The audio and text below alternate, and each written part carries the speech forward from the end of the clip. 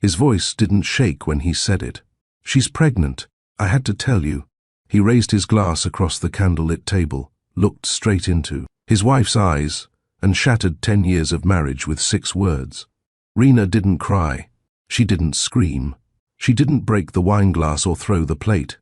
She simply stood, picked up her clutch, and walked out of the restaurant like someone who had just buried the final version of the man she married. But what her husband didn't know that night was that 3 weeks later, the real truth would destroy him. Welcome back to Mr. Charles Stories, where love meets accountability and silence is not weakness but power in disguise. If you've ever been betrayed by the one who swore to protect your heart, stay with us. Because this isn't just a story about heartbreak. It's about a woman who didn't chase revenge. She became it. Like, share, comment your thoughts, and subscribe, because what's coming next will make you believe in the quiet strength of walking away. 10 years. That's how long Rena had stood beside him. Through job changes, sleepless nights with colicky babies, family losses and cross-country moves, she stayed. Not because it was easy, but because marriage to her meant commitment even when love didn't feel warm. Now, standing in front of her bedroom mirror, she adjusted the silver bracelet Arden had given her on their 5th anniversary. Back then, he said she made loyalty look like a crown. Tonight, it felt like a chain. The soft silk of her deep navy dress clung gently to her skin. She had chosen it because Arden once said it made her glow. That was when compliments flowed naturally from him. Before the shift, before the late meetings and guarded phones, before the silence, she inhaled deeply, pressed down the worry crawling up her spine, and stepped out of the room.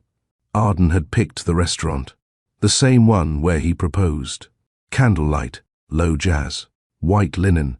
It should have been nostalgic, but the air between them was cold.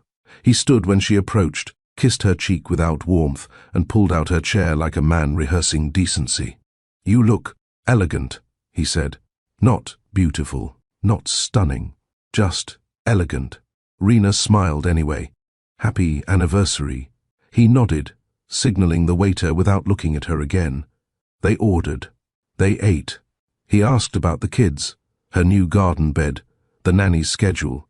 She answered politely, but every answer felt like a thread holding together a dress too tight to wear. She tried laughter once, at a joke she forced herself to make. He didn't hear it, or maybe he did and ignored it. When dessert came, so did the unraveling. Arden cleared his throat. He didn't reach for her hand. He didn't soften his voice. "I need to say something." Rena tilted her head slightly. "Don't say you forgot the gift." "She's pregnant," he said flatly. Rena blinked once. "She..." Her voice remained still. "Naomi," he said. We didn't plan this, but I want to do the right thing." "Do the right thing?" "A decade, 2 children, years of compromise, and now..." He wanted to be honorable.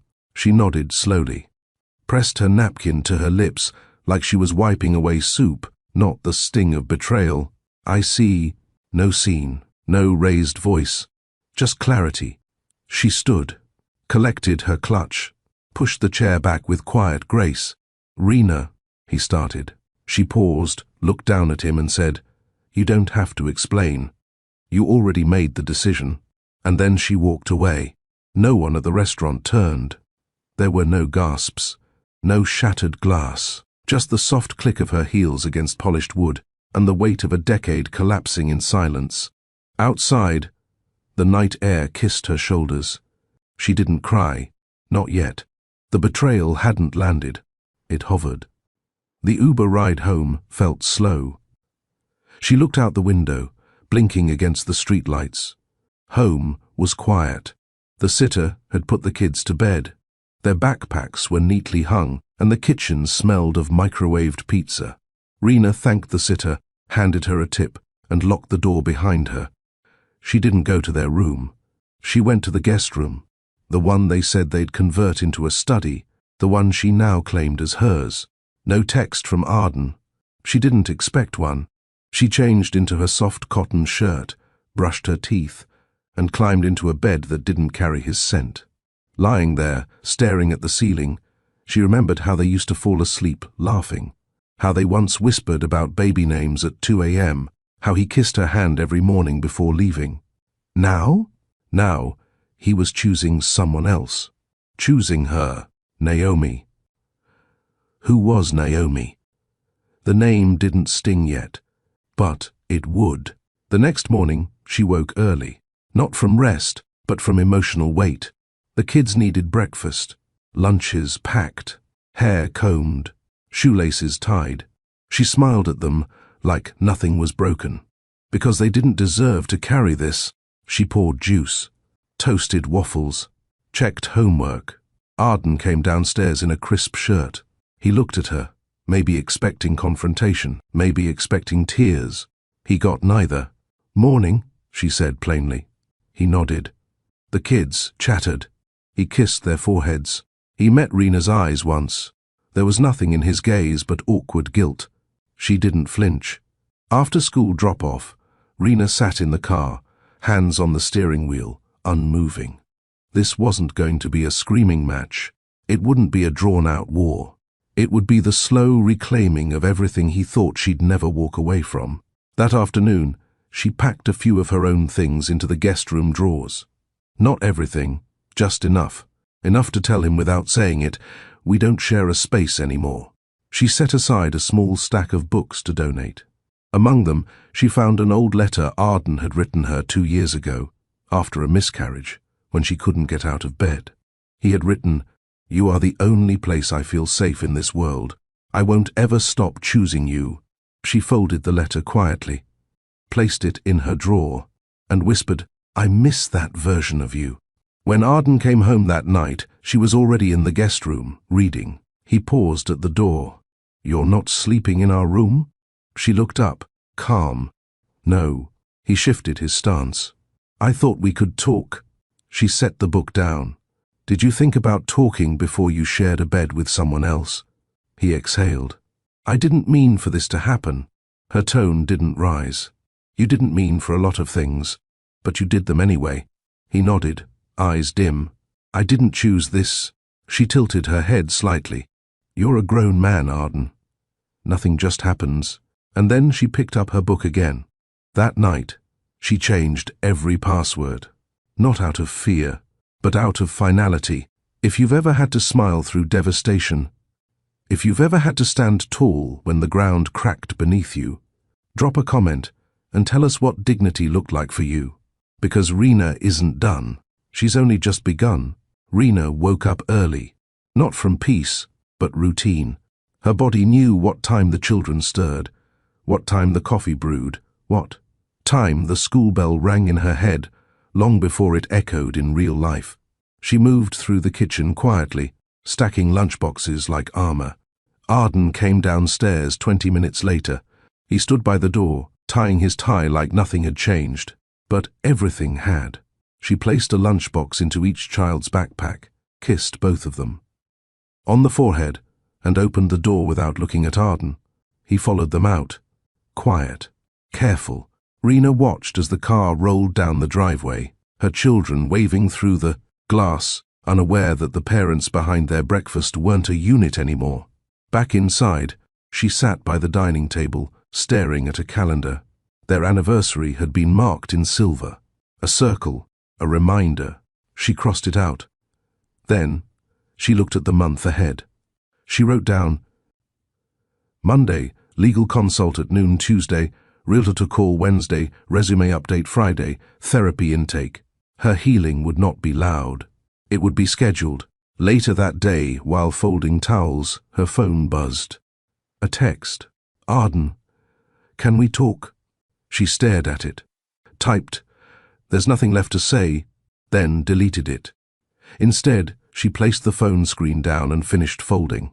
Because that's what she had learned, you don't always need to respond. Some messages aren't questions. They're guilt wearing politeness. When evening came, Arden didn't come home. Rena wasn't surprised. She poured herself tea, sat on the porch, listened to cicadas hum against the darkening sky. Her neighbors were laughing next door. Probably a game night, probably nothing extraordinary. And still, The sound of it made her throat tighten, because once, their house was the one that laughed like that. She sipped slowly, then went inside. By the third night, Arden had returned. He came in late, quietly, no announcement. She was in the kitchen, wiping the counters. He paused at the doorway, watching her. "You're still here," he said. She turned, still calm. "I live here." He stepped inside. I stayed with Naomi last night." She blinked. "Once. That's your decision." He rubbed his face. "You don't have any questions?" "No." She's scared. Emotional. "It's a lot." Rena looked him in the eye. "You know what else is a lot? Watching your husband explain someone else's emotions like they matter more than yours." Arden looked down. Rena set the towel on the counter and walked away. She didn't need to scream. Her silence did what anger never could. That weekend, she drove the kids to her sister's house 2 towns over. They stayed the night, laughed, played with cousins, ate pancakes shaped like stars. When her sister asked what was going on, Rena said, "Nothing I can't handle." And she meant it, because something had shifted in her. Not sadness, not even anger. Resolve. Back home Sunday evening, the driveway was empty. Arden wasn't back. She walked into the bedroom. His side of the closet was untouched, still hanging, still lying, still pretending. She opened the drawer beside their bed and pulled out the journal she hadn't touched in years, the one she wrote in during the early days of their marriage, when love felt wide and full. She flipped to a blank page and wrote, "Day 1. I am no longer waiting to be chosen. I am choosing myself." Monday morning, she called the architectural firm she'd worked for before the children were born. "Send over your updated portfolio," the receptionist said. She smiled. "You'll have it by noon." By 11:43 a.m., her resume, portfolio, and a short note were in the hiring manager's inbox. By 2 p.m., her phone rang. Interview scheduled for Friday. She closed her laptop and whispered, "Let's go." That night, Arden came home. He looked like he hadn't slept. Shirt wrinkled, jaw unshaven. She was cooking. Calmly. The kids were playing in the living room. He stood behind her. "Can I help?" She handed him a spoon. No eye contact. Dinner was quiet. When the kids went to bed, he stayed behind, lingering at the table. "I'm trying," he said. She wiped her hands. "Trying to do what? Convince yourself this wasn't a mistake, or that I'm the kind of woman who forgets betrayal because you're uncomfortable."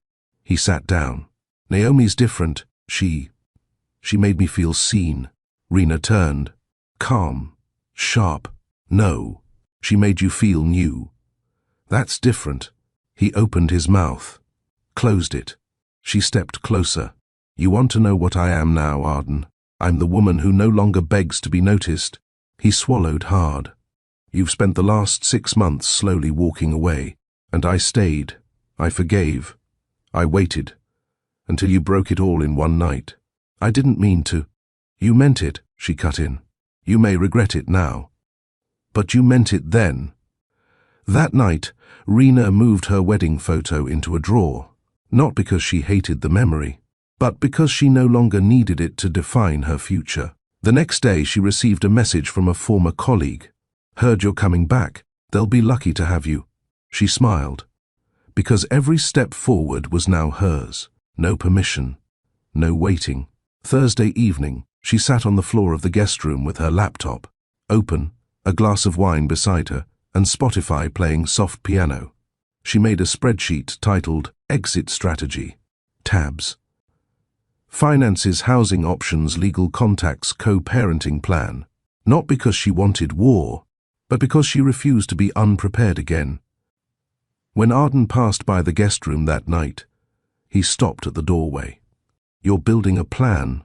She didn't stop typing. "I'm building a life. Without me." Rena turned to him finally. "Arden, you already left. I'm just catching up." The next week passed like smoke in a still room. Rena said little. She cooked when the kids were hungry. She answered their questions. She dropped them off and picked them up from school. She kept the home running, but she didn't speak more than necessary, because her silence wasn't emptiness. It was information. It told Arden more than shouting ever could. You are no longer the center of this home. He noticed. He stood longer in doorways, tried making small talk over breakfast, sat beside her on the couch, waiting for some old routine to return. It didn't.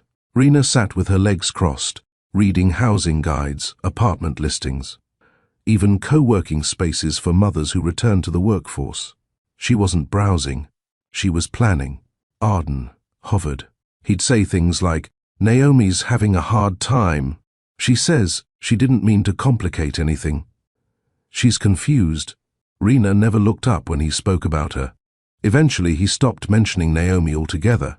One evening, Arden brought home Chinese takeout, her favorite place, the one with the spicy ginger tofu and crispy honey beef.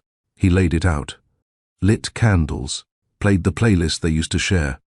She sat at the table, ate, in silence. "Rena," he started. She glanced up. He swallowed. "You know, we were good. We were so good."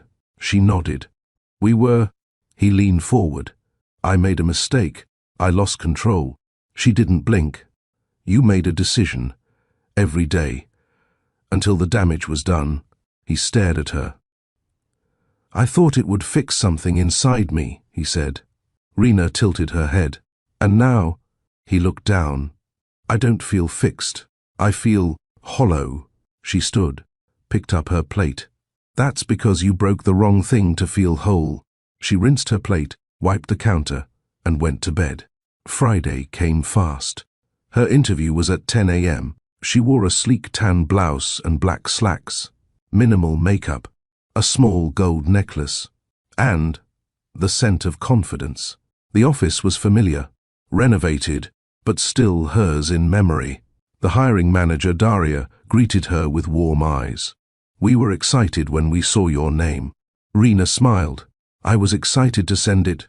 They talked portfolios, design software, scheduling. Daria asked what motivated her return.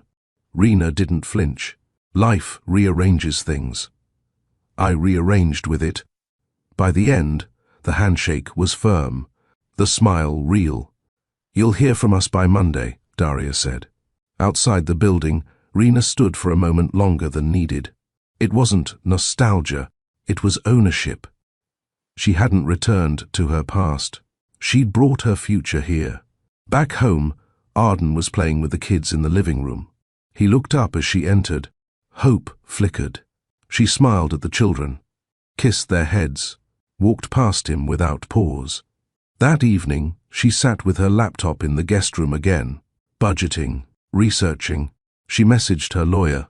"I'm ready to start paperwork. No drama, just clarity." Saturday morning, Arden surprised her.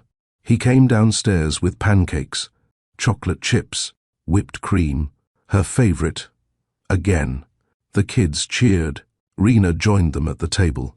He looked proud, like a man reclaiming something, until she stood mid-meal and placed a check beside his coffee. "What's this?" he asked. "Half of the mortgage for the next 3 months. I'll be moving out in 90 days. The kids were laughing in the next room. Music played softly, but Arden's face dropped. "You're leaving?" She nodded. "We're not married anymore, Arden. You just never filed the paperwork. I told you I was sorry. And I told you that sorry isn't glue." He followed her to the kitchen. "You're throwing 10 years away? I'm letting go of something you dropped first. I ended things with her." She paused. "But you didn't return to me. You returned to your guilt." He exhaled. "I love you." She looked him straight in the eyes. "No, you remember loving me. You don't get to label this now. You unlabeled me the night you picked her." He stood frozen as she walked away. She didn't raise her voice. She didn't weep. She simply made him feel the weight of absence while she was still in the room. The name Naomi didn't echo through the house anymore, but Rena could still feel it on the doorknobs, in the hallway, in the pauses Arden left behind when he forgot how to speak to her. The name lingered, not because Rena feared her, but because she refused to erase what Arden invited into their life. Rena started waking up earlier. Before the kids. Before Arden.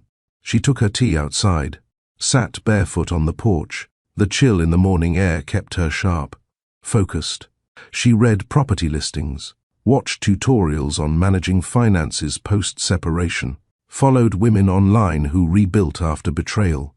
One quote struck her: "You don't heal in the place you were hurt. You rebuild somewhere that never lied to you." She saved it as her phone lock screen. Arden tried again that weekend. A Sunday dinner. He cooked. Real effort this time. From scratch. He wore the navy sweater she once loved on him. He set the table for 4. The kids were excited. It felt familiar, almost right. Rena sat quietly through it. She listened to Arden laugh with the kids. She smiled, not at him, but for them. After dinner, when the children ran off to play, he approached her. "Stay," he said gently. She didn't look up. "I'm already leaving. I know I messed up." "You dismantled a marriage," she corrected. He swallowed. "But I'm trying to put it back together." "With tape?" She stood, picked up the dishes.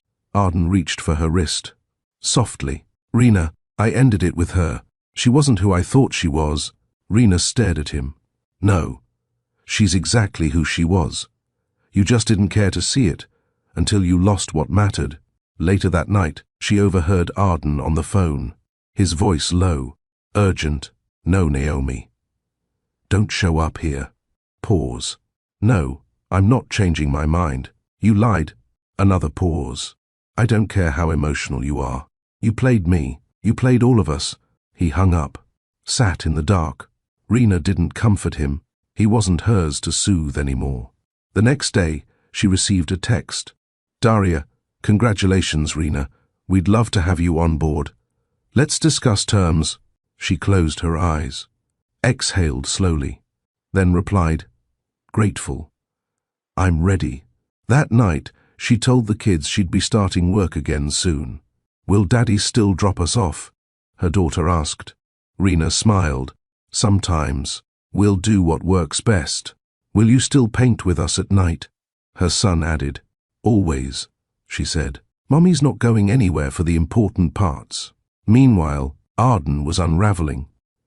The calls from Naomi didn't stop. She sent emails, voice notes, even packages. Rena didn't open them. Arden did. Inside one envelope was a paternity test, blank. Another included fake ultrasound prints, and one held a note. "You were never smart enough to see me coming." Arden crumbled. He showed Rena everything. "I swear, I didn't know she was lying. I thought—" She cut him off. "You wanted to believe her, because it was easier than doing the work here." Arden looked shattered. "I ruined everything," he said. Rena nodded. "And you'll live with that. Just like I lived with pretending nothing was wrong, until it exploded." He sat down at the kitchen island, head in his hands. She stood tall. "I'm not your nursemaid, Arden. I'm not your rescue." Silence. "I'm your consequence." She walked away. Upstairs, she pulled out a folder labeled Transition Plan. She had outlined schedules, assets, parenting agreements, boundaries. She wasn't seeking revenge through rage. She was seeking justice through order. 2 days later, she met with her lawyer. Clean separation, no drama. Protect the children. Protect her time. No need for spousal support. She was working now. Ownership of the house? Negotiable. Her peace? Non-negotiable. That weekend, her children's laughter filled the backyard. Rena sat on the porch again, tea in hand, watching them. Arden sat beside her, quiet, hoping. She spoke first. "I'm not angry anymore." He turned, hopeful. "I'm indifferent." His face fell. "That's worse," he whispered. "No. That's freedom." The next morning, Rena printed a new page for her journal. She wrote, Chapter 2. The woman I am becoming will never beg for clarity. She lives in it. She tucked it into her purse and walked out the door, to her first day back in the world she once left behind. The office smelled like eucalyptus and ambition. Rena's heels clicked across the polished concrete floor as she walked past. Glass conference rooms and design mock-ups pinned to creative boards. Her portfolio rested against her hip.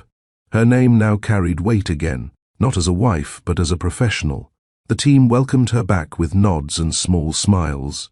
Daria walked her to her new desk near the windows. "Everything's set up," she said.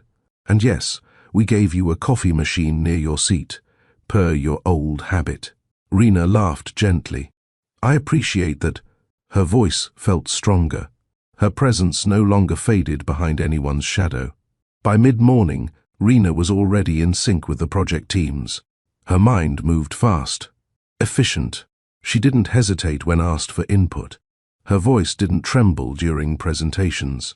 This wasn't a comeback. It was a return to the self she had put on pause. Meanwhile, back at home, Arden stared at an empty dining table. The kids were at school.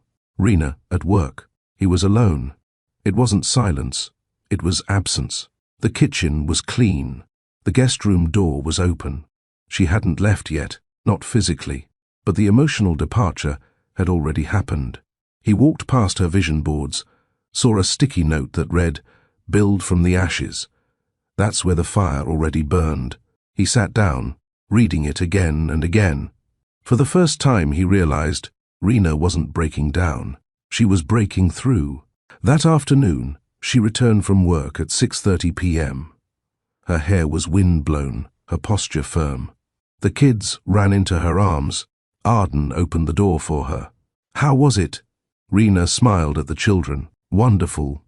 She walked past him without comment. Later, she poured a glass of water, leaning against the counter while the kids watched a movie.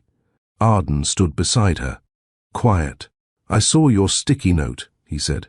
She didn't look at him. "I didn't know you had that kind of strength," he continued. She raised an eyebrow, eyes still on the fridge door. "That's because you were never looking." That night, she stayed up late, organizing a new schedule. Shared parenting time, pickups and drop-offs, holidays, routines. She wrote it all out, color-coded, structured, fair. Arden glanced at the table.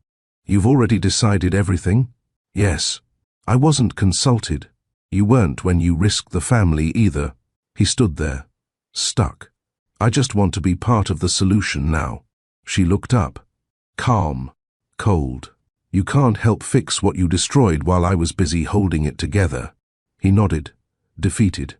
The next day, Rena stopped by a pottery studio near her office. It was a last-minute decision, a why-not moment. The room smelled of clay and possibility. She joined a beginner's class.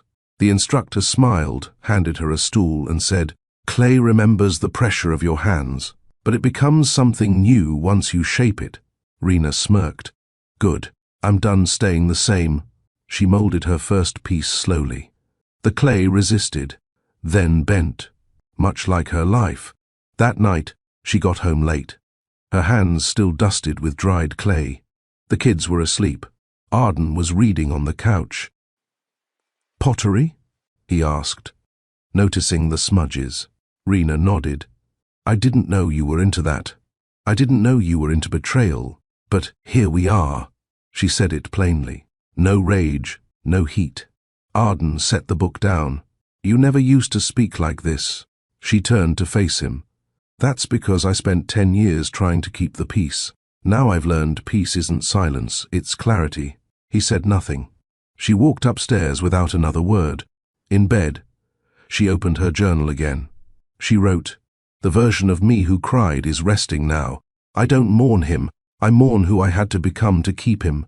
By the third week of pottery class, Rena had finished her first piece. A small, asymmetrical bowl. Not perfect, but honest. The edges curled where her fingers had lost balance. A tiny crack ran down one side, but it didn't break. The instructor smiled when she handed it over. "This one's stubborn," he said. Rena nodded. So was I. She brought it home and placed it in the center of the kitchen table. No flowers, no fruit, just that one bowl. Arden noticed it the moment he walked in. "What's this?" he asked. My hands, she replied. My story. Fired in heat. Cooled on its own. He reached to touch it. She stopped him. It's not yours to hold. That weekend, Rena took the kids to the bookstore. They picked out 3 new picture books, 2 puzzle sets, and a calendar. Rena added a memoir by a woman who left her marriage at 42 and started over in a 1-bedroom apartment. She wasn't looking for validation. She was looking for mirrors. Arden was waiting on the porch when they returned. He carried in the bags and helped the kids put away their things. Then, standing in the kitchen, he asked, "Have you told them yet?" "Told them what?" "That we're separating." Rena exhaled. "No, I will. When it's real." He looked at her. "It's not real yet?" "No, not until I'm gone." His face tensed. "You're really going through with it?" "Yes, but Naomi's gone. I told you. She was lying." "I see it all now." Rena poured juice into a glass. Calmly. "You don't get to wake up late and ask me to pause the damage." He watched her from across the room, desperate. "I've been reading books, watching things, trying to figure out how to make things right." She sipped her drink. "Arden, if you needed the internet to teach you how to treat your wife, the lesson's too late." That night, she emailed the realtor she'd quietly hired. Subject, confirmed timeline. "We are ready." She didn't wait for Arden's permission. He'd forfeited the right to her decisions the night he looked her in the eye and picked someone else's future over their shared past. Monday morning came. Rena packed lunches, double-checked homework, kissed foreheads, and watched the kids climb into the car. Arden drove them to school. He asked, "Can we talk tonight?" She replied, "We've already said everything, but I haven't told you how much I miss you." Rena smiled softly. "That's not my burden to carry anymore." At work, she excelled. She presented a pitch that stunned the board. Clean lines, bold colors, a balance of function and emotion. Daria pulled her aside after the meeting. "You haven't lost it." Rena shrugged. "I didn't lose it. I just gave it to the wrong places." At lunch, she sat alone, not out of loneliness, but choice. She liked her own company now. The silence inside her was no longer a wound. It was a room she'd furnished with clarity. That night, she returned to the kitchen table. The bowl still sat there, a reminder. Arden came in, holding a photo album. "I thought maybe you'd want this." She took it, flipped through pages of young love, baby pictures, vacations, holidays. She stopped at one image, her and Arden at a beach, arms around each other. She stared at her own face. There was light in her eyes. Confidence. She handed the album back. "Thank you, but I've already taken what I need from those years." He placed it gently on the table. "I still love you," he said quietly. She didn't respond. Instead, she picked up the bowl, held it carefully, then turned. "I'm not fragile, Arden. I just finally hardened where you thought I'd bend forever." She walked away. And this time, he didn't follow.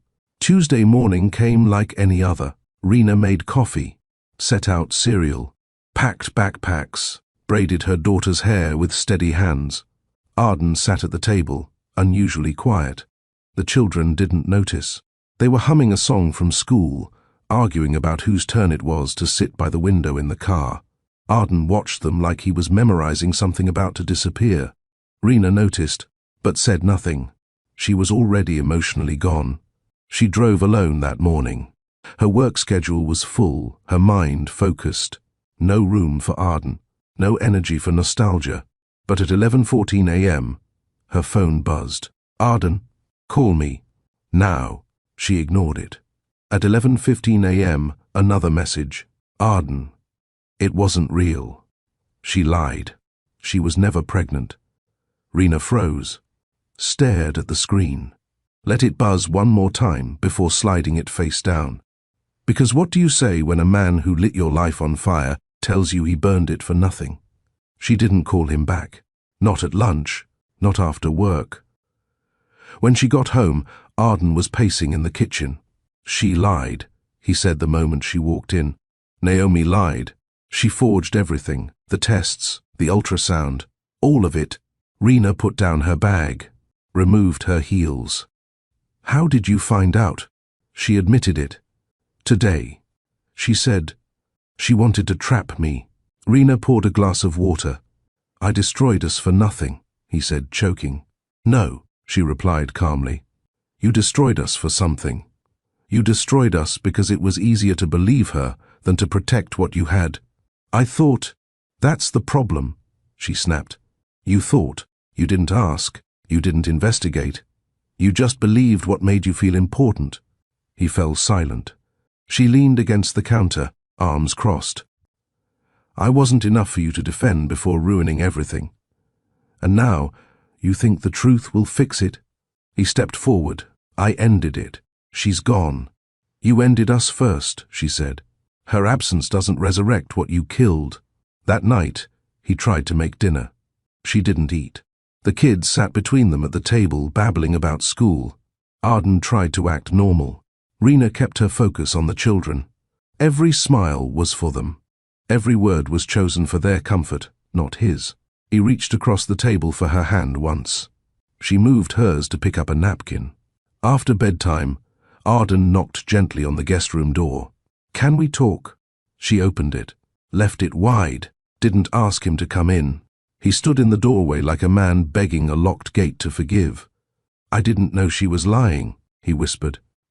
But you knew I was your wife, she replied. And that didn't stop you. I didn't mean to hurt you. Rena smiled sadly. You didn't mean to, but you did. You don't believe in second chances? He asked. I do, she said. Just not for people who gamble with loyalty. He lowered his eyes. Is there really no way back? She shook her head slowly. There's only forward now. Even if I fix it. You're not God, Arden. You don't raise the dead. He stood there for another moment, then walked away. The door stayed open. But she didn't follow. Later, she texted her attorney, new development. He was misled. But my decision is unchanged. Her lawyer replied, understood. Strength looks good on you. Before bed, Rena wrote one line in her journal, truth delayed is trust denied. The morning after the confession, Rena was already up when the sky was still grey. She had slept lightly, her thoughts running in clean lines, not in pain but in decisions. No more spirals, no more doubt. She took her coffee outside, even in the chill. The air was brisk, but she liked it that way. Honest, awake. Arden came out a few minutes later. He held a cup too, like he wanted to mirror her movements. But there was no rhythm between them anymore, only separation. He leaned against the rail, unsure of where to stand. She didn't invite him closer. He tried anyway. I couldn't believe it when she said it, he began. Rena sipped her coffee. But you believed her when she said she was pregnant. He looked down. I did. I thought she had no reason to lie. Rena shook her head. Arden, I had 10 years of reasons to stay. And you questioned me more than her. He inhaled slowly, the kind of breath someone takes when they realize they lost something permanent. I thought you'd forgive me. No. You thought I'd stay. There's a difference. Inside, the kids were still asleep. It was Saturday. Cartoons and cereal day. Rena put her mug down and walked back in. She didn't ask Arden to follow. She didn't have to. She wasn't moving for him anymore. She knelt in front of the pantry, pulled out cereal boxes, laid out 2 bowls and a banana, then paused at the fridge with her hand on the orange juice. Behind her, Arden stood silently watching. He knew not to interrupt. Later that morning, while the kids were outside playing, Rena opened her laptop. The realtor had emailed her 5 property options, each one within her budget, each one with good schools nearby, each one far enough from the current house that it wouldn't feel haunted. She clicked through photos, sunlight through wide windows, clean walls, fresh beginnings. Arden walked past, saw her screen. You're serious about this? I have been for a while, she said, eyes never leaving the screen. Can we talk about other options? She looked up finally. We did. You chose yours the night you believed her. He stepped back, like her words had weight. And they did. At lunch, he made sandwiches. He tried again. I called her again. I told her never to contact me.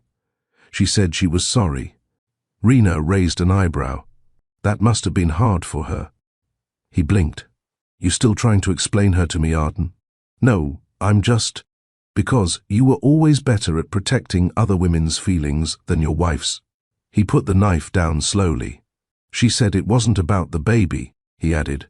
She said it was about being chosen. Rena nodded. That makes two of us. After lunch, Rena went to the backyard.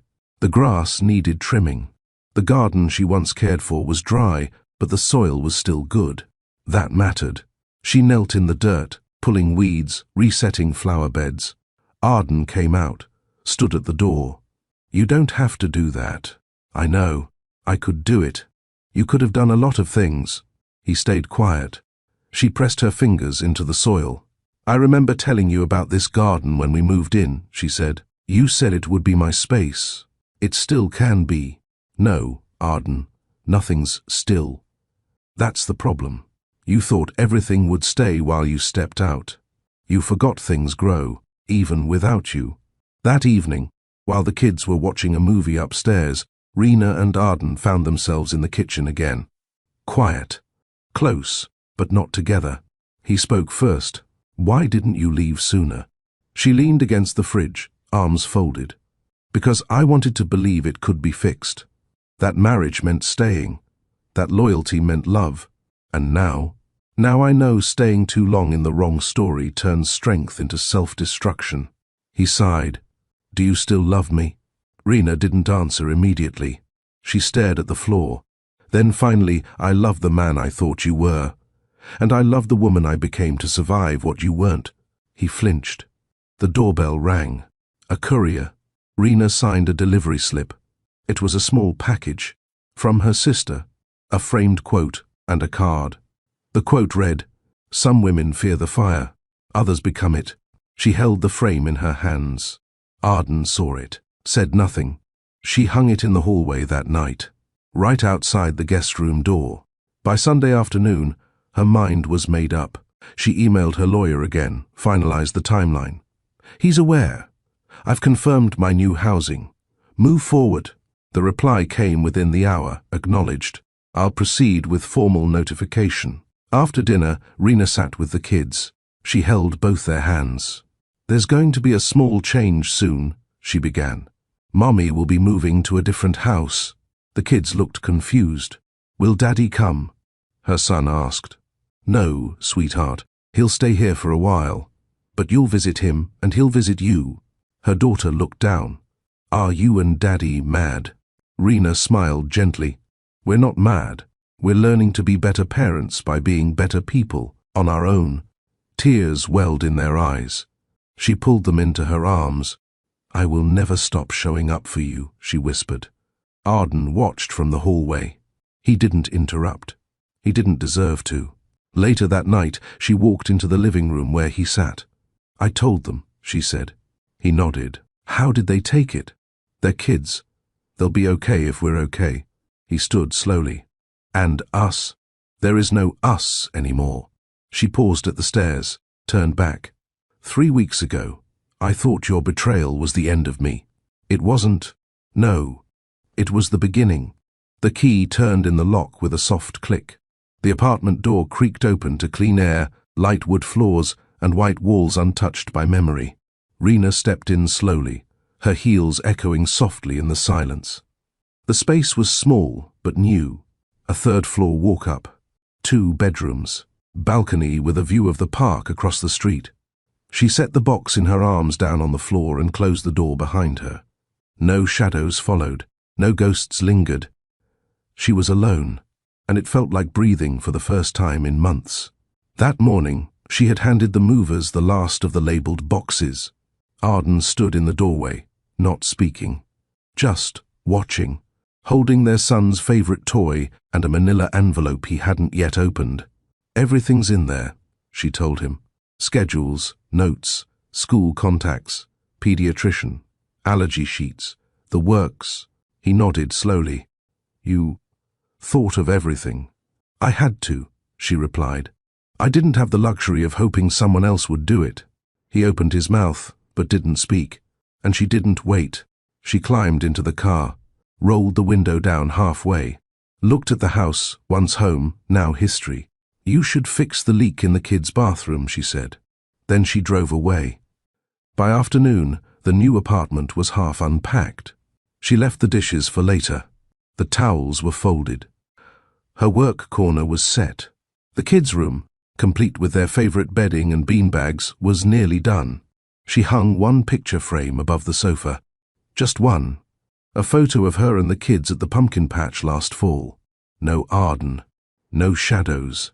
Just her and her babies, in matching jackets, laughing at something only they understood.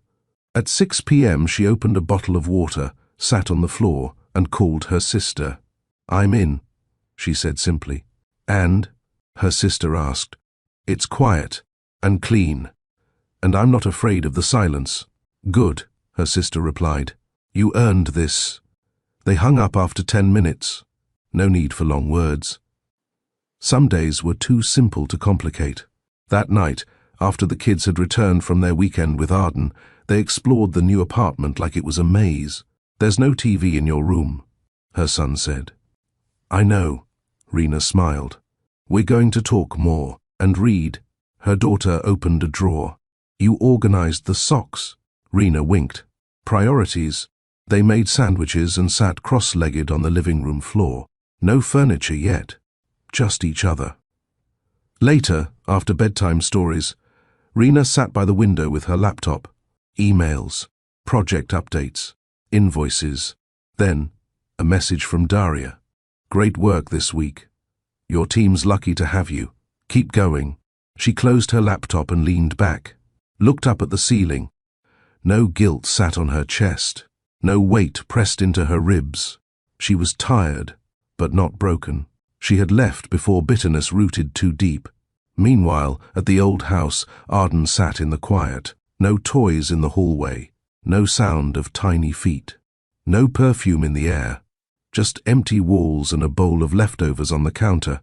He scrolled through his phone. Pictures of Rena. Family holidays, beach days, random Sundays. He stared at one from 3 years ago. Rena holding a clipboard at a school fundraiser, ponytail high, hands busy, eyes clear. She wasn't smiling at the camera.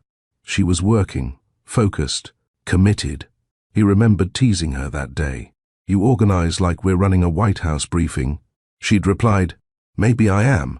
This is their childhood. It matters." He closed the app, because looking at the past didn't fix the present.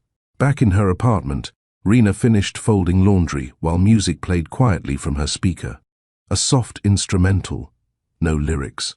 She didn't need someone else's voice guiding her mood. She was building her own now. The clock ticked past midnight. She didn't feel lonely. She felt settled, and that was better. The next morning, she woke up early. Coffee, quiet prayer, a short journal entry. Day 1 in the new place. No noise, no weight, no lies. Just breath, and windows that don't look like regret. She walked to the mirror, pulled her curls into a bun. Dressed in a white blouse and slate-grey trousers, the woman in the reflection didn't look like a victim. She looked like the one who left before she drowned. At work, the team gathered in a morning huddle. Rena briefed them on a tight deadline.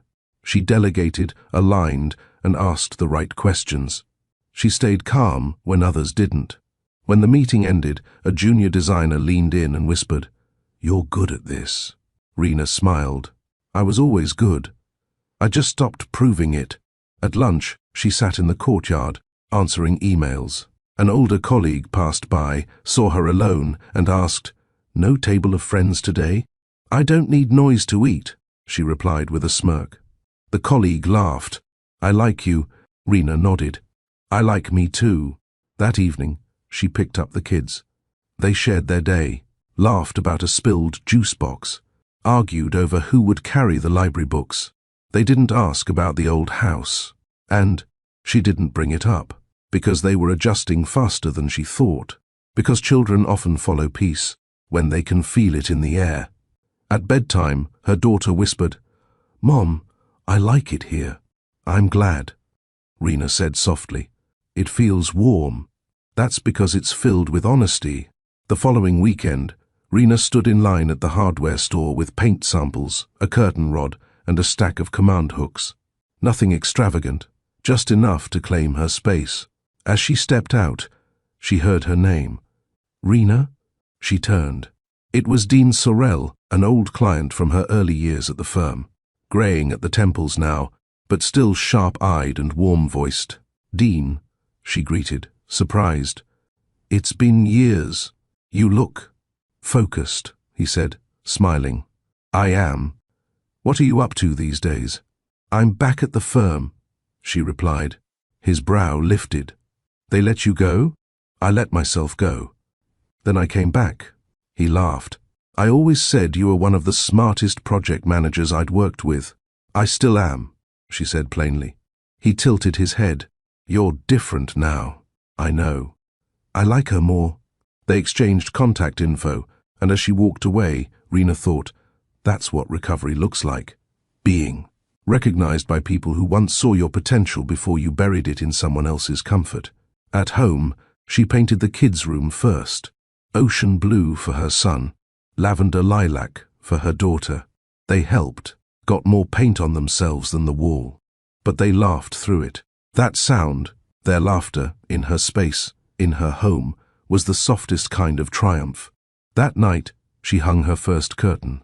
It wasn't even. It wobbled. She fixed it, alone, and smiled. Back at the old house, Arden walked into his bedroom. Half the closet was still untouched. Rena hadn't taken everything, just the essentials, but the space she left behind was heavier than the space she moved into. The master bathroom still smelled like her lavender soap. He reached for it out of habit, then stopped. It wasn't his anymore. He sat on the bed, opened the manila envelope she'd left him. Inside were instructions for Keo parenting. Clear, fair, firm. A note clipped to the front in her handwriting. We may not be together, but we are still accountable. For them. He read the line 3 times. Accountable. That word hit harder than forgiveness. On Sunday, Rena dropped the kids off early at the house. She didn't go in. Just unbuckled them, kissed their cheeks, and stood tall as they ran up the driveway. Arden opened the door. Looked at her from a distance. She gave a short wave, then turned to go. Wait, he said, stepping out. You look independent, she offered. He smiled faintly. Beautiful, she nodded. I know, and walked away. That afternoon, Rena attended her first professional networking event since the separation. She wore wide-leg pants, a burnt orange blouse, and a no-nonsense expression. She didn't fidget, didn't check her phone, didn't text updates to someone waiting at home. She was the person she used to text about. She met Daria by the drinks table. How are things? Daria asked. Clean, Rena replied. My apartment, my mind, my inbox. You're glowing. No, I'm grounded. Daria smiled. Same thing, honestly. The next project Rena led at the firm landed them a feature in a local design magazine. Her photo, just her, stood beside the headline, returning with power. The woman. Behind the firm's boldest build yet, when Arden saw it online, he didn't call. He didn't message. He just stared at the screen for a long, long time. Meanwhile, Naomi had gone quiet. No more emails. No more calls. Just silence. Arden had learned the truth, but it hadn't brought Rena back. And now, the woman who once held his world together didn't even acknowledge his presence. That silence. It wasn't cold. It was righteous. 1 week later, during pickup, Rena handed Arden a document. What's this? He asked. A property deed transfer. I'm giving up rights to the house. Keep it. He blinked. Why? Because I want nothing built on betrayal. I'm building forward, not clinging to history. He looked at her. Do you hate me? No, she said gently. You're just no longer my concern. That night, in her journal, she wrote, I didn't burn his house down. I just lit my own doorway and walked through it. Have you ever outgrown the version of yourself who tolerated less than you deserved? If you've ever rebuilt your life piece by piece after someone broke the foundation, drop a comment below. Your story might be the encouragement someone else needs tonight. And if Rena's journey reminds you of your strength, don't forget to share your thoughts, subscribe for more stories that speak to the quiet power of choosing yourself. Because at Mr. Charles Stories, we don't just tell stories, we honor every rise after the fall. The new project came in on a Wednesday. It was high profile, a tech startup's headquarters, sleek lines, modern green spaces, a rooftop terrace with a retractable skylight, and Rena had been asked to lead it. Daria handed her the brief in a sealed folder. We've had eyes on this for 2 quarters. The client asked specifically for you after reading the magazine feature. Rena blinked. Me, Daria smiled. Your work speaks. They listened. That afternoon, Rena sat in a quiet conference room, fingers running lightly along the edge of the portfolio. 10 years ago, she wouldn't have imagined this. Because 10 years ago, she'd given everything, focus, energy, her sense of self, to a home where she was last on the list. But now, she was first, not in arrogance, in awareness. She opened the project file, timelines, renderings, budget specs. Her mind moved fast, drawing up timelines, assembling task leads, setting deliverables. This was her terrain, her clarity. That evening, the kids were with Arden. The apartment was quiet. She reheated soup, opened a bottle of lemon water, and settled by the window with her laptop to review client notes. A message popped up. Lyle, still up for pottery tomorrow? She smiled. They had met in the Tuesday night class. Quiet, steady, easy smile, clean humor. No questions about the past unless she offered it. They shared silence like old friends, sat across from each other shaping clay, and sometimes not speaking for 20 minutes. It wasn't romantic. Not yet. But it was safe. Rena replied, absolutely. Same time. At the studio the next evening, Lyle handed her a wooden tool she'd forgotten last week. You always leave something behind when you're focused, he said. Or maybe I just like returning, she teased. He smirked. Or maybe you're just human. That's allowed, you know. She nodded slowly. I'm still learning that. Their class assignment that week was to create a matched pair, 2 pieces that belonged together but weren't identical. Rena shaped a bowl, then a second one, slightly smaller. Lyle made a cup and a plate. Clean, crisp edges. They worked quietly, the wheels spinning softly beneath them. Eventually, Lyle spoke again. You seem more settled than last month. I am, Rena said, smoothing clay between her fingers. I moved. I let go of what needed to be let go. He nodded. Was it hard? Yes, but not as hard as staying. Back at the apartment, Rena placed her 2 bowls on the kitchen shelf. Uneven, but full of intention. She didn't need perfection anymore. She needed presence. Saturday came. Arden brought the kids by noon. They ran in shouting about soccer practice and spelling bees. Rena welcomed them, passed out snacks, and asked for their week's highs and lows. Arden lingered at the door. He noticed the bowls on the shelf.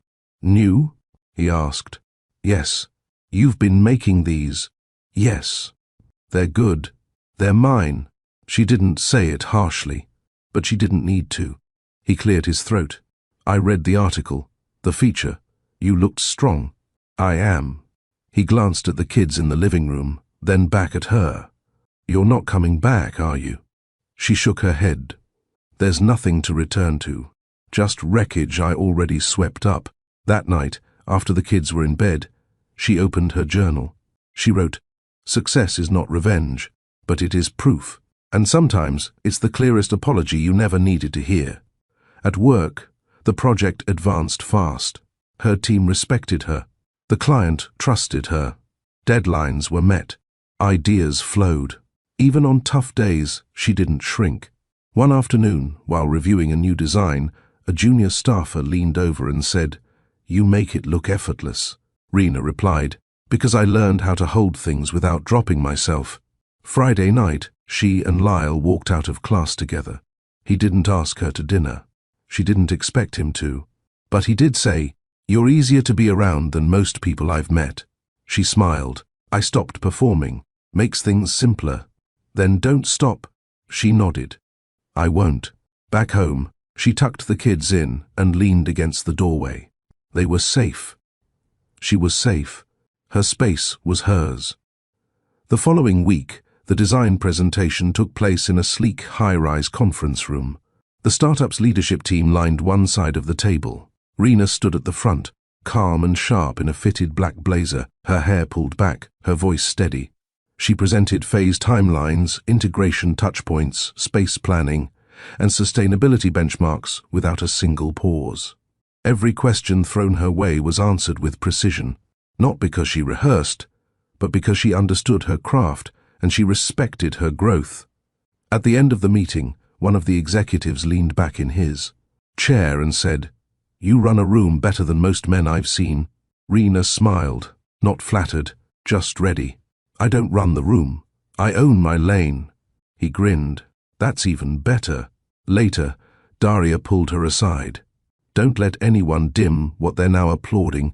"I'm not here for applause," Reena replied. Daria looked at her. "What are you here for?" Reena glanced out the window at the city skyline. Proof and peace, both in full. That night, she stopped by a local bookstore before heading home. She picked up a small hardcover titled, "Things You Leave Behind to Become Her." The woman at the register smiled. "You'll like that one." Reena nodded. "I already do." When she arrived at the apartment, the kids were building a fort with blankets and chair legs. "Mama!" they called out in sync. She set her bag down, took off her heels, and stepped inside their chaotic dome of imagination. "Password, please," her daughter said. Reena whispered, "I choose myself." They erupted in giggles and let her in. After they fell asleep, she made tea and sat by the window. Lyle texted, "Lyle, I'm making lopsided mugs again. Want to laugh at my disaster?" "Reena, only if I can bring matching ones next week." "Lyle, deal. I'll make you dinner after class." She paused, then typed, "Okay." Across town, Arden sat alone in the kitchen. Half a plate of food pushed to the side. Lights dimmed, silence thick. He stared at the wall, phone in hand, her photo pulled up, one from years ago. She had her eyes closed and head tilted back mid-laughter. It was his favorite. He used to think it was because she looked beautiful. Now, he realized it was because she looked free, something he hadn't helped preserve. The next morning, Reena woke early, wrote one line in her journal. "I am no longer surviving what happened. I am living what's next." On Saturday, while the kids visited Arden, Reena visited the firm's site project downtown. She walked through the skeletal beams and rising framework. Her design was coming to life. Slowly, loudly, confidently. She stepped up to the scaffolding, hard hat on, clipboard steady, and gave her final notes to the team. As she walked away, a young female intern followed her. "Can I ask something personal?" Reena nodded. "Do you ever get scared?" "Every time I say no to something that doesn't honor me," Reena replied. "But the fear goes away faster than regret." The intern smiled. "I want to be like you one day." Reena turned, her voice soft but clear. "Then never choose comfort over your voice." That night, Lyle came over. He brought pasta and awkward humor. They ate at her kitchen table. No music, just stories. He didn't ask about Arden, or the divorce, or what went wrong. He asked, "What do you love about clay?" Reena thought for a second. "It forgives the mess. But it remembers the pressure." After dinner, he helped her wash the dishes. He didn't try to kiss her. He didn't linger too long. As he stepped to the door, he looked back once. "You're easy to sit with," he said, "because I've stopped shrinking to make space for people who never filled the room." He smiled. "That's a good answer. It's a lived one." He left. She stood by the door a little longer, letting the silence wrap around her like peace, not emptiness. She walked to her desk, opened her email, and saw a message from the editorial board of the design magazine. Subject: would you be open to writing a personal column? She smiled and replied, only if I get to write it as I am now, not who I was. Tuesday evening smelled like clay and possibility. Rena arrived at the pottery studio 10 minutes early. She liked settling into the quiet before class, the calm before conversation.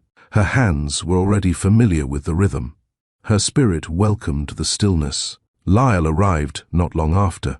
He walked over, holding 2 brown paper bags. One has dinner, the other has disaster.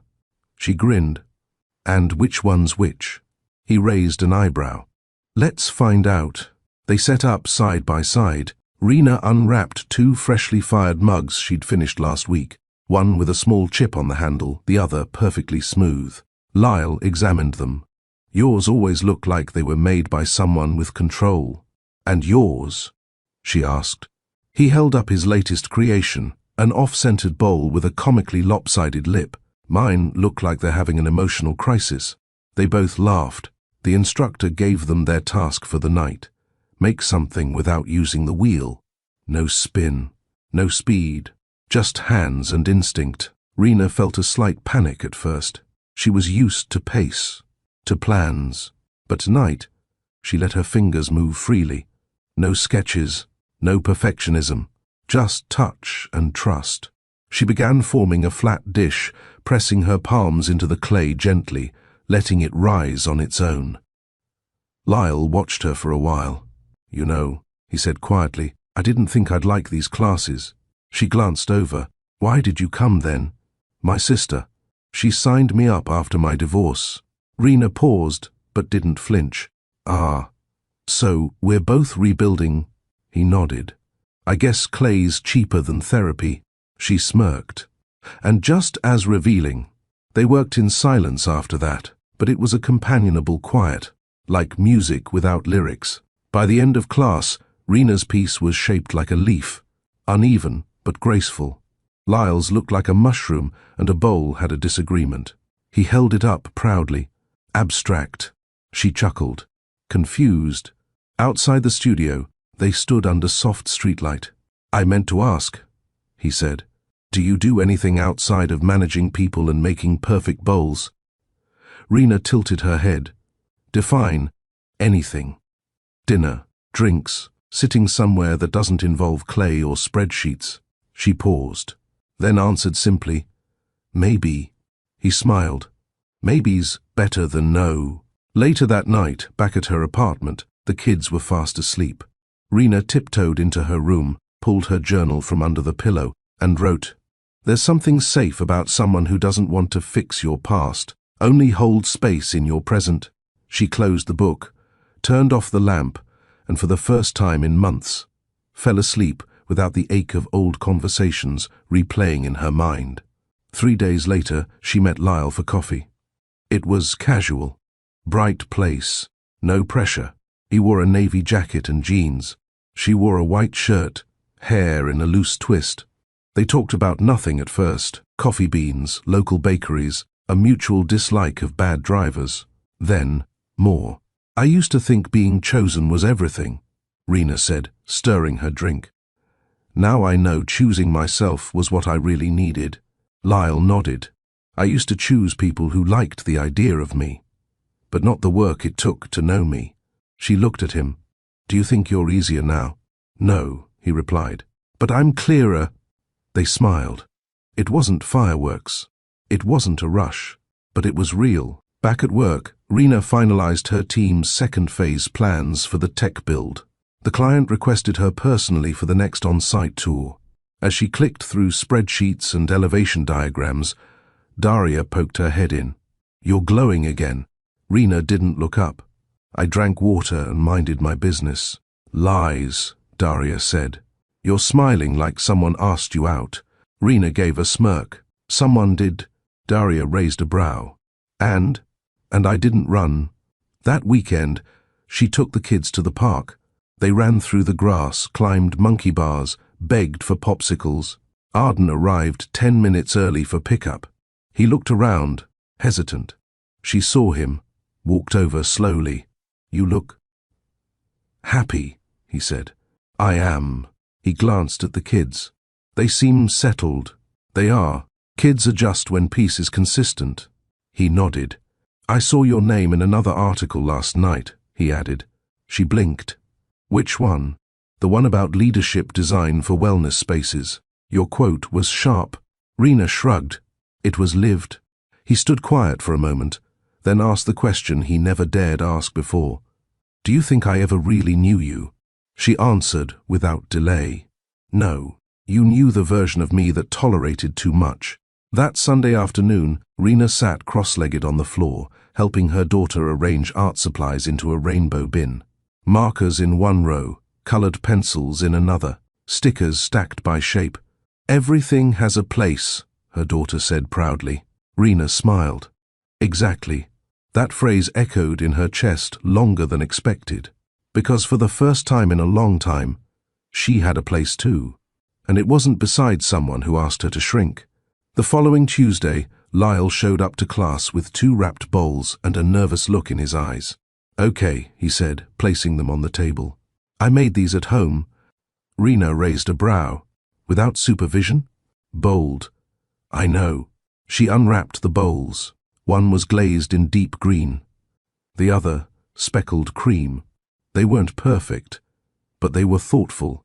I made one for you, he said. She looked up, eyes warm. Which one? He grinned. You choose. After class, they walked a few blocks down to a small bistro with string lights and outdoor seating. They didn't call it a date, but it felt like one. Conversation flowed easily, until a question slipped out. What scared you most about starting over? Lyle asked. Rena took a moment. Not losing him, losing me. He nodded. And did you? No, she said. But I had to fight for her. At the table next to them, a couple argued quietly. Not shouting, just passive jabs and cold silences. Rena didn't flinch, didn't tense. Lyle noticed. You're not triggered? No, she said. I recognize that version of myself. But I don't live there anymore. He paid the bill. They walked in silence for a few minutes. Then, standing under a soft streetlight, he turned toward her. I like being around you. Rena met his eyes. Because I'm calm? No. Because you don't perform. She held his gaze. That's new for me. I hope you keep it. A pause. I hope I earn it. She didn't kiss him. She didn't promise anything. She simply said, we'll see, and meant it. That night, she came home to quiet.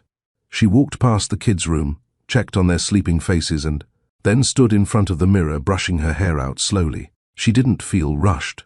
Didn't feel like time was running out. She felt present. She opened her journal and wrote, He didn't rescue me. He didn't replace anyone. He just reminded me that safe people don't ask you to disappear in pieces.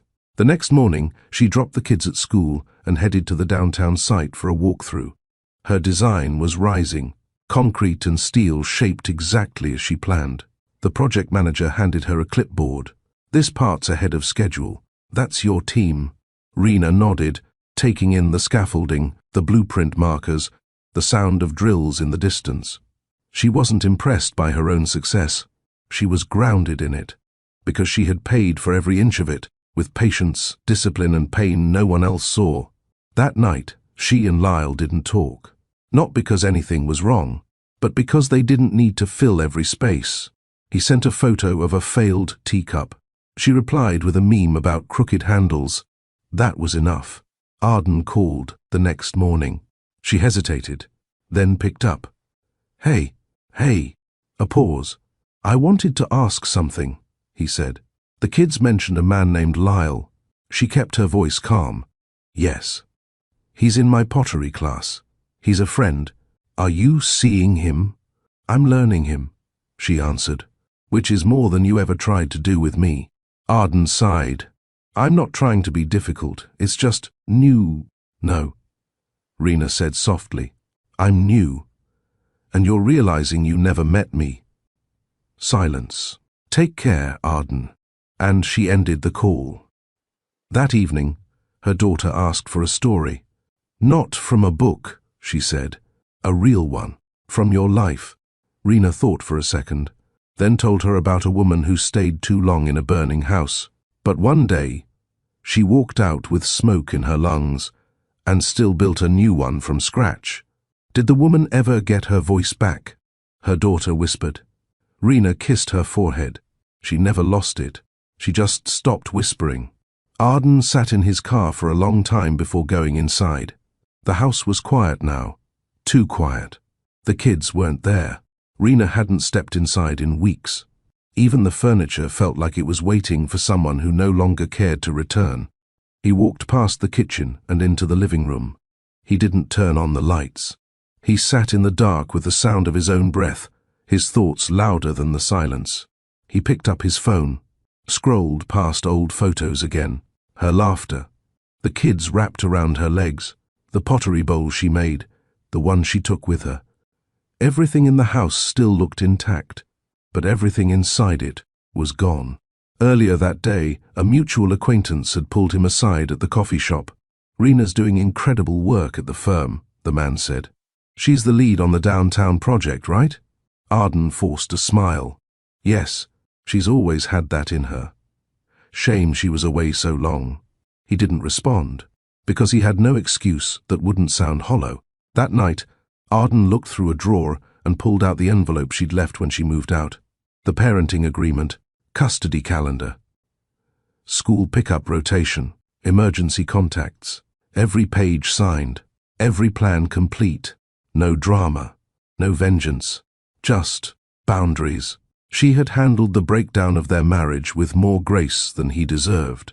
The next morning, during school drop-off, his son asked from the back seat, "Why does Mom have her own house now?" Arden hesitated. "Because we made a mistake, and now we're fixing it by making sure both homes are peaceful." "Did you stop loving each other?" the boy asked. Arden swallowed. "I think we stopped showing it the right way." His daughter chimed in. "But Mommy still loves us a lot." "She always will," Arden said. "That's one thing that'll never change." After the drop-off, Arden drove to the office, but parked 3 blocks away. He needed the walk. Every street corner reminded him of a version of his life he once took for granted. He remembered when he and Rena had celebrated his promotion at that sushi spot across the street.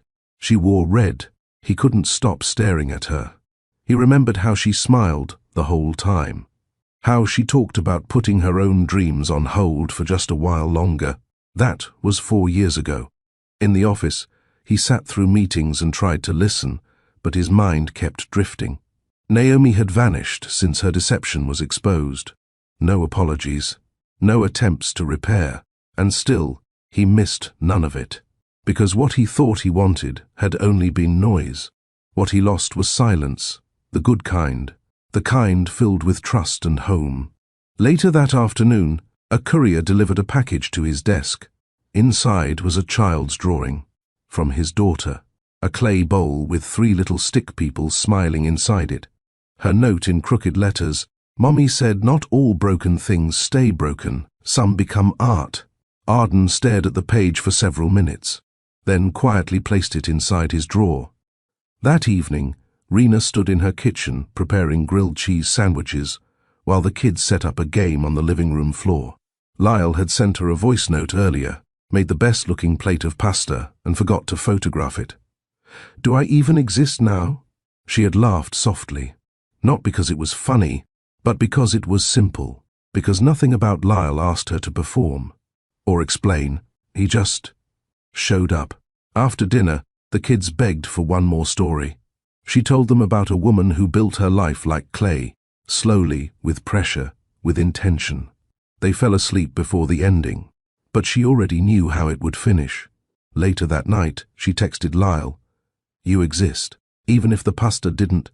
He replied, "You laughed. That's proof enough." She looked at her screen for a long moment, then wrote, "Would you like to come over this weekend?" There was a pause. Then, yes. Arden, meanwhile, sat in his living room with the lights off again. He could feel the shift happening all around him. The woman he betrayed had transformed, and she had done it without waiting for his apology. That, he realized, was the truest form of closure when the one you hurt no longer needs you to make sense of what you ruined. Saturday arrived with calm weather and a quiet kind of anticipation. Rena stood at the mirror, adjusting the delicate neckline of her soft green dress. It wasn't formal, just honest. Just her. Hair pinned loosely, skin clean and moisturized, the scent of lavender oil on her wrist. She wasn't nervous. She was ready. She had invited Lyle over not because she was lonely, but because she was open to something healthy, quiet, steady. The doorbell rang at exactly 5 p.m. Lyle stood there, holding a small pot of basil. Flowers felt too formal. This felt more alive. Rena smiled. It's perfect. He stepped inside, eyes scanning the space. It smells like you've got something in the oven. I do. Chicken and rosemary. He grinned. Tell me I get to help. Dinner wasn't complicated, but it felt like more than food. They talked while chopping and stirring. He asked about her kids. She asked about his garden. He didn't fill every silence. She didn't shrink from the ones that came. After the kids came home from their time with Arden, they tiptoed into the apartment like they weren't sure what to expect. They saw Lyle at the kitchen counter, mixing lemonade with too much sugar and not enough water. He looked up and said, "Need official taste testers." The kids ran in. No awkward introductions, no strange tension, just acceptance. Rena watched it unfold, quietly grateful, because real connection doesn't need rehearsal. After dinner, Lyle helped clean up, then sat with Rena on the balcony while the kids watched a movie inside. "I don't know how you do it," he said, sipping tea. "Do what?" "Balance your strength with softness. Most people lean hard one way." Rena looked out at the city lights. "Because I had to break to realize I didn't need to." He nodded slowly. "I'm still learning how to trust that." She turned to him. "Then take your time. There's no prize for healing fast." He didn't try to kiss her. She didn't wait for it, either. They simply sat, legs crossed, shoulder to shoulder, two people building something slow and real. Back at Arden's house, the quiet clawed at him. Not just the silence of the kids, but the silence from Rena. He thought about calling her, thought about asking how the children were settling in again, but he knew what that call would be. It would be for him, to soothe his guilt, and she wasn't responsible for that anymore. Instead, he opened a blank document and wrote, not a letter, not a plea, just a list of things he never told her when she needed to hear them. 1. I noticed when you were tired, but I didn't step in. 2. I saw how you handled everything and convinced myself you didn't need support. 3. I liked being praised for being the good guy while you carried the invisible load. 4. I mistook your silence for agreement. 5. I never imagined you'd leave because I never considered you'd stop choosing me. He saved the file. Didn't send it. Because some apologies are only useful when they change behavior, and his couldn't change the past. Sunday morning, Rena made pancakes while the kids argued about toppings, blueberries or chocolate chips. She let them do both. While they ate, she played jazz from the small speaker in the corner. The sun flooded the apartment through the large window she always kept open. Later, she pulled out her sketch pad. It wasn't for work, just doodles, concepts, color testing. Her daughter peeked over her shoulder. Are you making buildings again? No, Rena smiled. I'm making dreams. That afternoon, Arden stopped by for pickup. The kids hugged Rena tightly, kissed her cheeks and ran off to his car. He lingered by the door. You seem lighter. I am, she said. He looked down. You're seeing someone? She didn't answer the question directly. I'm choosing peace. And him? I'm choosing me. He exhaled. You don't miss it? Us? She looked at him, eyes soft but unflinching. I miss who I was with you, before I realized I deserved more. And with that, she closed the door. That evening, Lyle texted. Lyle, still thinking about the basil, might turn it into a plant army. Rena, as long as it doesn't take over my kitchen. Lyle, deal.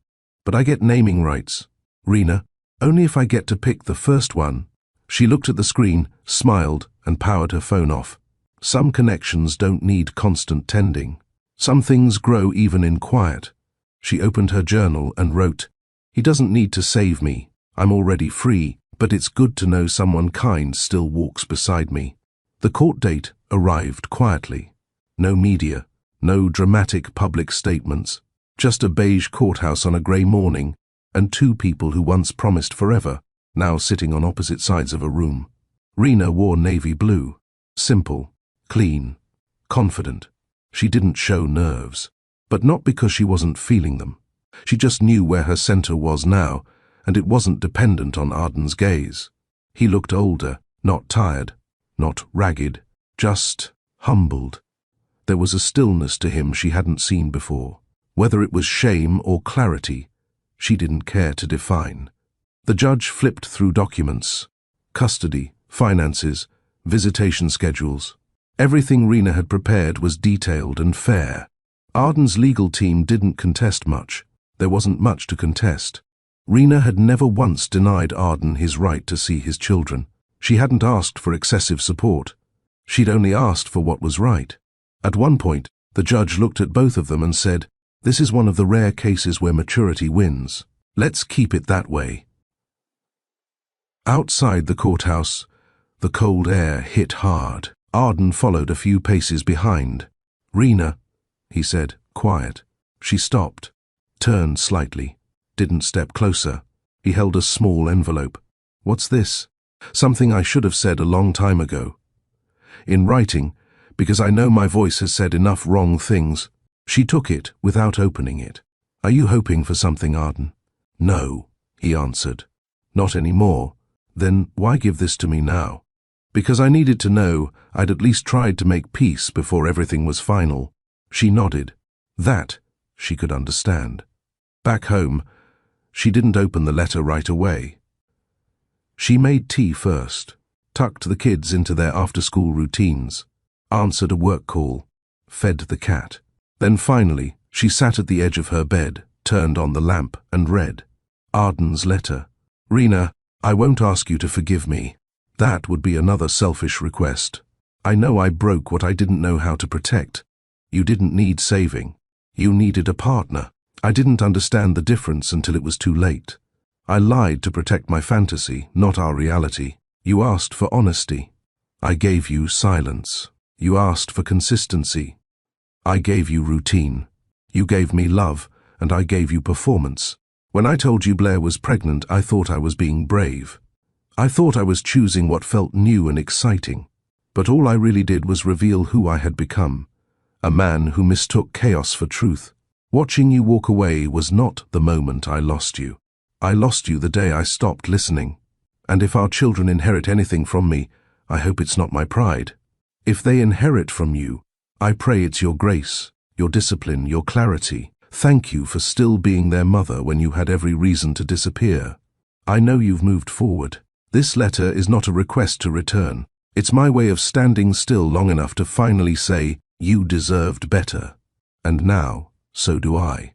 Arden." She didn't cry. She didn't smile. She folded the letter and placed it in her drawer.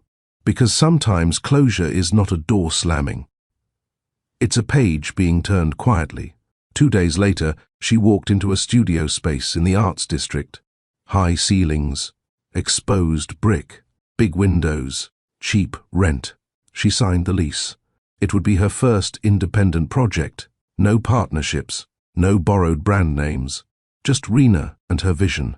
She named the space North Studio, after the direction she promised to.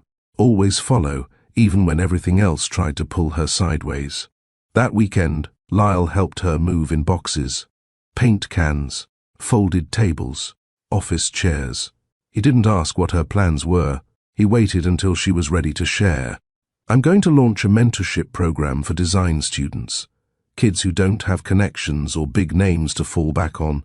He smiled. "That's bold. It's necessary. You're not doing this to prove anything?" "No. I'm doing this because it's time to build, not just rebuild."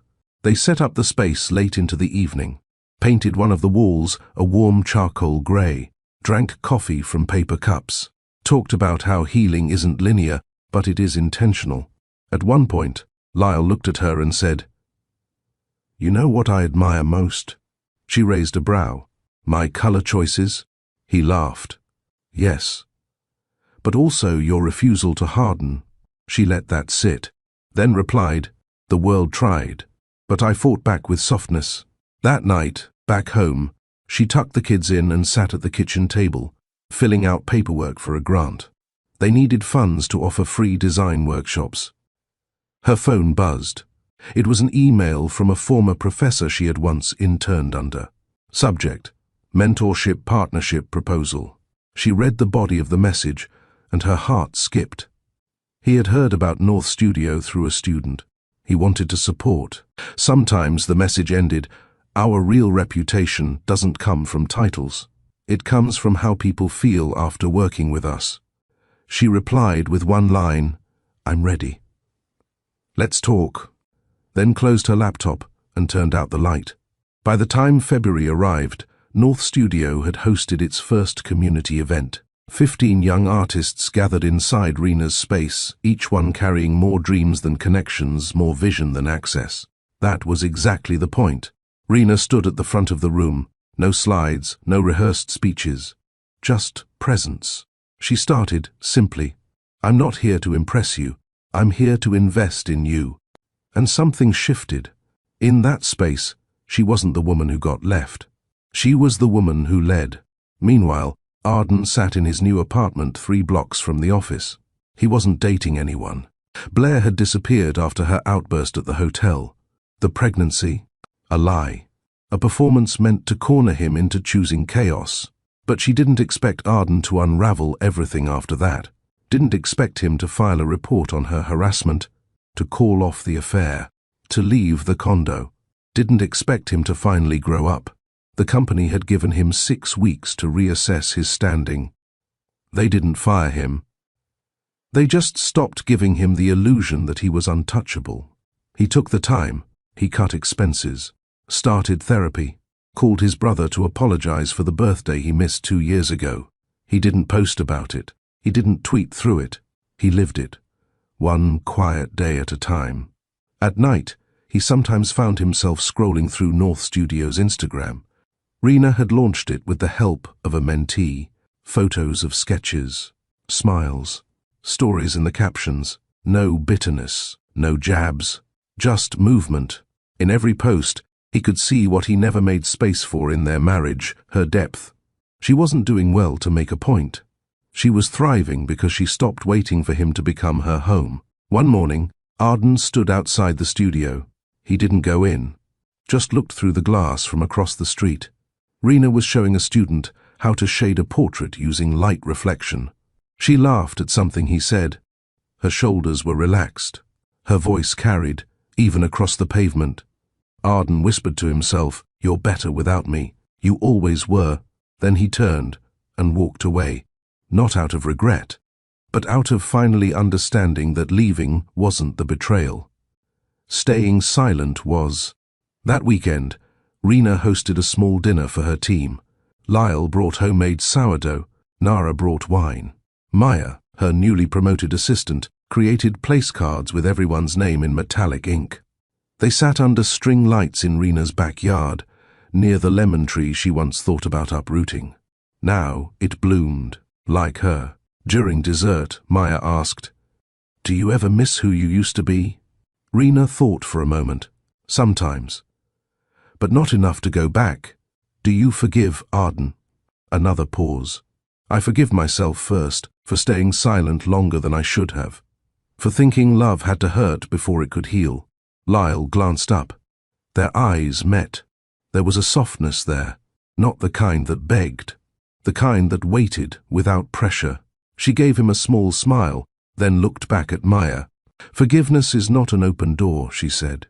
"It's a closed one. I no longer keep checking." That night, after the guests left and the lights were unplugged, Rena walked through her quiet home. She checked on the kids, adjusted a blanket, kissed a forehead. Then she went to her room, slipped on an old hoodie, and sat on the floor with her journal. She flipped back through the pages. Months of entries, some pages full of fury, others full of prayers. One line stood out, underlined from weeks ago. I am not what he left. I am what I became after. She closed the book. No tears, no drama. 3 weeks after the divorce finalized, Rena got a letter in the mail. It was from Blair, typed, cold. The letter apologized for the lies, the manipulation, the night of the fake pregnancy reveal. But it also admitted envy of Rena's presence, her calm, her restraint. I thought stealing your husband would give me your power, Blair wrote.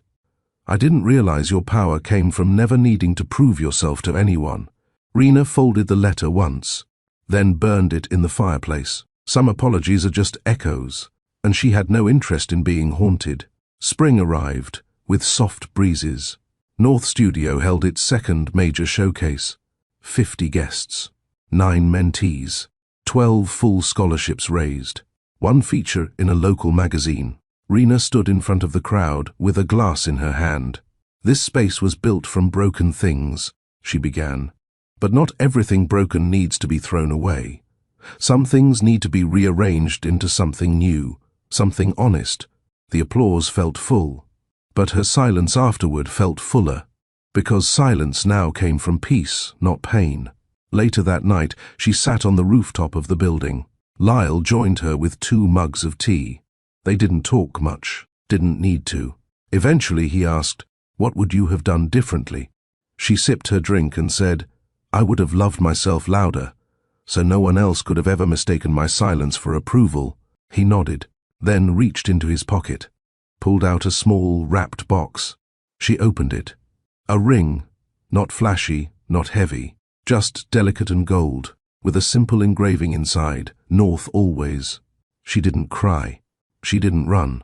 She held it to her heart and whispered, "Thank you," because revenge wasn't in watching Arden fall. It was in rising so far he couldn't even see her anymore. 3 months after the studio's showcase, the city council reached out. They had read about North Studio in the Chronicle, seen the photo of Rena shaking hands with donors, and heard whispers from local schools. They wanted a partnership. Rena sat in a leather chair across from the arts commissioner, listening. As he said words she once thought only belonged to others. "Your work reflects the kind of investment this city needs." She smiled, calm but steady. "I'm not here to impress you. I'm here to invest in them." The same line she used at her very first event, only now it carried weight. And the commissioner nodded. "We'll draft an agreement." Rena shook his hand. She wasn't chasing approval anymore. She was being asked to lead. That evening, she told the kids the news over dinner. Her son grinned. "Does this mean you're famous now?" She laughed. "Only in rooms that matter." Her daughter tilted her head. "Are you scared?" Rena paused. "Yes. But I've learned that scared and ready can live in the same body." Lyle, now more than just a friend, not quite yet a partner, smiled across the table. He didn't add anything, just reached over, squeezed her hand once, and kept eating. That was enough. Arden, meanwhile, had transferred to a new firm. Not at the same level, not even in the same city. He had moved 2 hours away, closer to his aging father, trying to rebuild something he didn't yet know how to name. No woman beside him, no scandal behind him. Just work, therapy, cooking lessons he never would have taken before, and silence. He hadn't spoken to Rena in months, hadn't tried.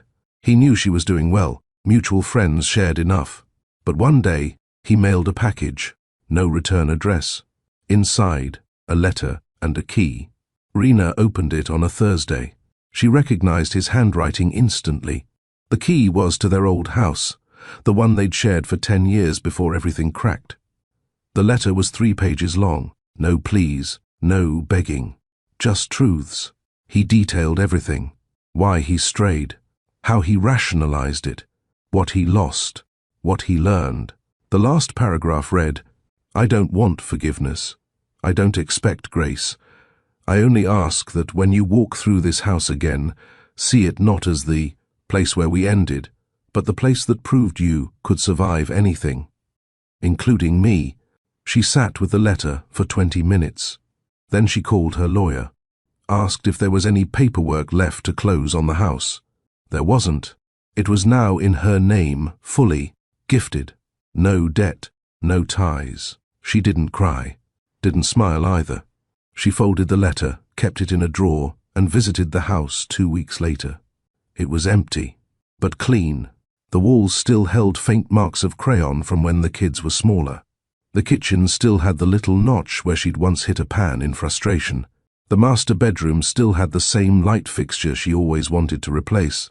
She walked through slowly, room by room, not remembering pain, but recognizing growth. Before she left, she stood in the backyard. The swing Arden built still hung from the oak tree. She touched the rope and whispered, "I forgive the version of me who thought this was all I'd ever deserve." Then she locked the door and left. North Studio expanded its programming that summer.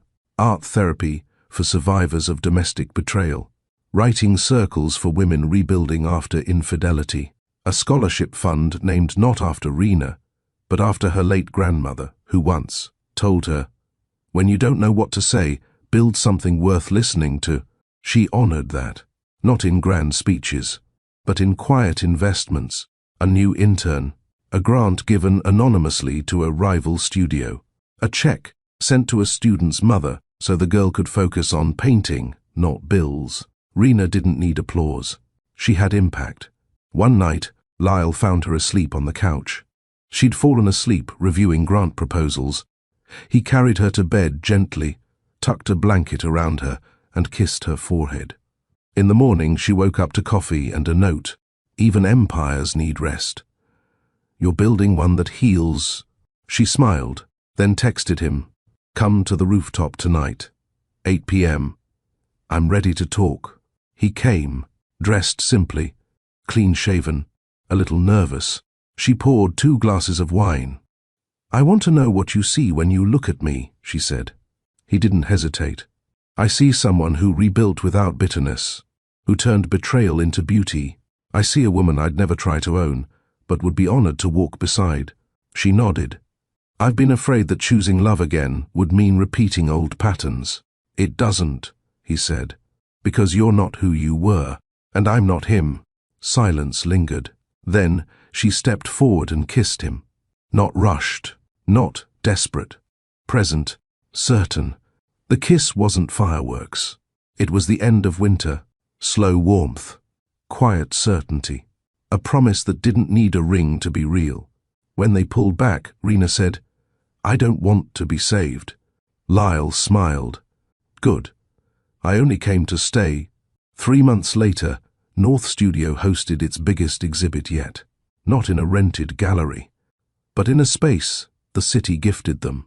A historic hall, renovated and reimagined as a community hub, now bore a new sign, the Aldridge Center for Renewal. The name wasn't about her past. It was about what came after.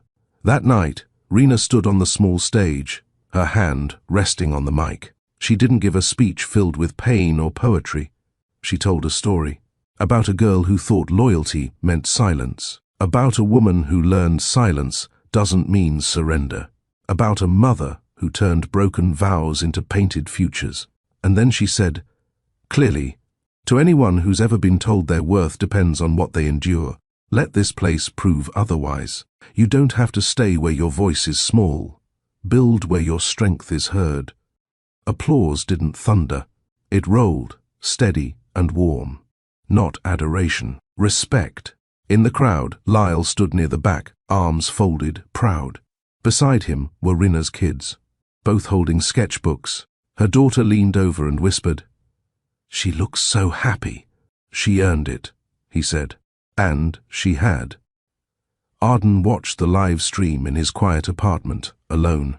No glass of wine, no music playing, just him. He didn't cry. He didn't feel sorry for himself either. He stood when Rena finished speaking and whispered, "You did good." Then he closed the laptop and stepped outside for air.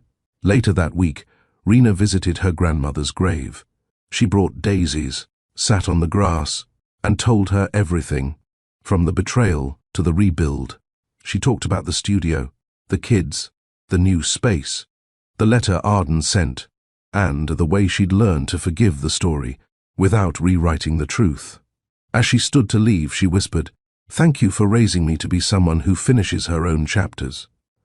That spring, the studio began hosting evening classes led by alumni. One night, Rena stayed late cleaning up. As she turned off the lights, Lyle appeared in the doorway. "Thought you'd be gone by now," he said. "I like closing the space myself. Makes me feel grounded." He nodded, stepped in, and handed her a small velvet box. She looked at it, but didn't open it. "Is this a question?" she asked. "It's an invitation," he replied. "Not to rush anything, but to choose what we build, together." She opened the box. Inside wasn't a ring. It was a silver key, engraved with one word, home. He didn't say more. He didn't need to. She wrapped her fingers around the key, smiled, and said, "I'll lock up tonight. Meet me at the rooftop." That night, under soft city lights, she placed the key beside her wine glass and said, "I once thought revenge meant destroying someone else." He listened, quiet. "But real revenge?" she continued. "It's living so well that their power disappears." He nodded. "And you've done that?" "No," she corrected. "I'm doing it. Every day." Then she leaned in. No promises, no pressure, just presence. That was the love she was building now. Not loud, not perfect, but real. Have you ever been betrayed and thought it would break you? Rena's story reminds us that betrayal is not the end. Sometimes it's the beginning of becoming who you were always meant to be. Loyalty without self-respect is not. Love forgiveness doesn't require reunion. Growth is the sweetest revenge, and walking away, that's sometimes the bravest thing you'll ever do. Drop a comment if you've ever had to rebuild yourself. Like this video if you felt Rena's journey in your bones. Subscribe to Mr. Charles Stories for more real, raw, and redemptive tales. Because here, we don't tell fairy tales. We tell truths that heal.